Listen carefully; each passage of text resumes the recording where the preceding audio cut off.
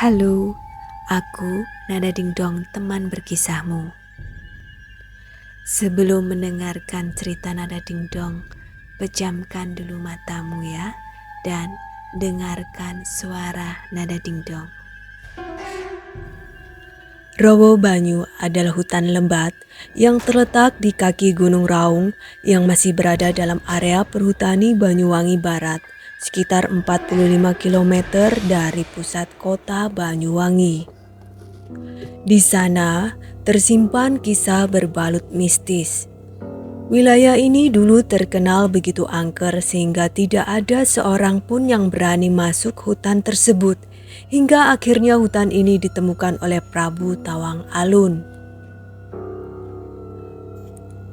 Rowo Banyu adalah tempat pertapaan Prabu Tawang Alun yang adalah seorang raja terbesar Balambangan yang terakhir pada masa kejayaan Banyuwangi.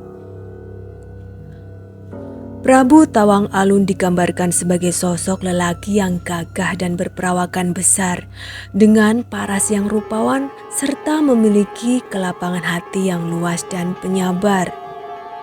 Konon, saking besarnya ukuran tubuh Prabu Tawang Alun diperkirakan 5 kali lebih besar daripada manusia biasa. Menurut sejarah yang berkembang di masa lampau, pada tahun 1659, Prabu Tawang Alun sebagai putra tertua ditunjuk untuk menggantikan ayahandanya, yaitu Pangeran Kedawung, untuk menjadi raja yang menguasai wilayah Jember, Lumajang, Bondowoso, dan Panarukan. Penunjukan ini memicu rasa iri dari sang adik yang bernama Wilobroto. Karena kekhawatirannya akan terjadi pertumpahan darah sebab perebutan tahta yang dapat mengganggu ketentraman, Prabu Tawang Alun menolak tahta dan menyerahkannya kepada Wilobroto. Setelah menyerahkan tahta, Prabu Tawang Alun meninggalkan kerajaan.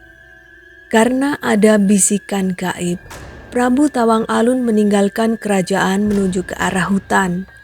Dalam bisikan gaib tersebut, Prabu Tawang Alun diminta untuk mengikuti harimau putih yang menuntun Prabu Tawang Alun sampai ke Rowo Banyu.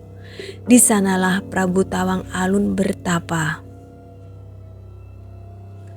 Sebelum Prabu Tawang Alun menemukan Rowo Banyu, tempat ini sudah ditempati oleh Ki Jalu. Adalah sosok makhluk terkuat yang menguasai dan menjaga daerah Rowo Banyu. Tidak ada yang tahu bagaimana sosok Ki Jalu sebenarnya. Sosok ini tidak sembarangan menampakkan diri meski selalu ada di sana. Konon, orang biasa tidak akan kuat dan pingsan bila tidak sengaja melihat Ki Jalu. Ada beberapa mata air di Rowo Banyu. Adalah mata air Kaputren yang paling dekat dengan pintu masuk Rowo Banyu. Menurut cerita, mata air Kaputren dijaga oleh sosok selir perempuan. Konon, bila kita membasuh wajah di mata air ini, aura kecantikan akan terpancar sehingga wajah terlihat lebih menarik. Anehnya, tidak ada sumber air dari gunung. Mata air ini keluar dengan sendirinya dan tidak pernah mengering walaupun di musim kemarau. Sejumlah sumber mengatakan bahwa Rowo Banyu merupakan lokasi terjadinya perang puputan Banyu di mana para penduduk Banyuwangi melawan VOC.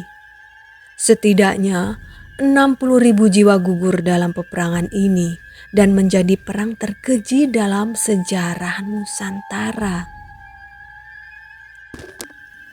Telaga yang berada di antara rerimbunan pohon-pohon tua terasa tenang dan sunyi. Suasana yang cocok untuk mencari ketenangan dan menyepi bagi orang yang memiliki tujuan tertentu. Udara yang lembab dan kabut yang tipis serta wewangian dupa yang merebak di sekitaran telaga menambah suasana yang sunyi terasa begitu mencekam. Suasana mistis menjadi sempurna dengan adanya petilasan Prabu Tawang Alun yang berupa stupa dan candi serta makam kuno yang ada di sekitar telaga. Petilasan Prabu Tawang Alun seukuran ruangan kamar, yaitu 4 kali 4 meter. Di dalam petilasan tersebut terdapat tempat duduk yang terbuat dari batu yang konon menjadi tempat bertapa Prabu Tawang Alun. Di atas batu terdapat bunga sesaji dan dupa. Tempatnya sederhana. Di sekeliling ruang petilasan ditutupi oleh kain kelambu berwarna merah dan putih. Rawabanyu hingga saat ini masih menjadi tempat tujuan warga untuk melakukan ritual tertentu. Para pengunjung yang datang ke tempat petilasan berdoa di tempat ini. Keberadaan 5 sumber mata air yang terus mengalir dipercaya memiliki khasiat dan energi mistis yang berbeda. 5 sumber air tersebut adalah air Kaputren, Dwi Gangga, Sumber Rahayu, Panguripan, dan Sumber Kamulian. Juru kunci Rawabanyu mengatakan bahwa Rawabanyu masih menjadi tempat untuk berwisata religi. Sebagian bahkan meyakini bahwa Prabu Tawang Alun masih berada di dalam petilasan yang hidup dalam dimensi lain. Kisah pertapaan Prabu Tawang Alun ini begitu diyakini oleh warga sekitar dan menjadikan kawasan ini sebagai salah satu tempat yang sakral. Selain itu juga di sana terdapat pura, telaga atau rowo, dan sumber mata air yang mengalir tiada habisnya. Pada hari-hari tertentu, banyak pengunjung yang datang tak hanya dari Banyuwangi saja, tetapi dari luar kota. Mereka sengaja datang untuk tujuan tertentu selain mencari ketenangan. Beberapa waktu yang lalu sempat viral kisah tentang desa penari yang konon yang dimaksud adalah berada di kawasan Rawabanyu. Namun, keberadaan desa penari dan kaitannya dengan Rawabanyu belum dapat dibuktikan hingga saat ini.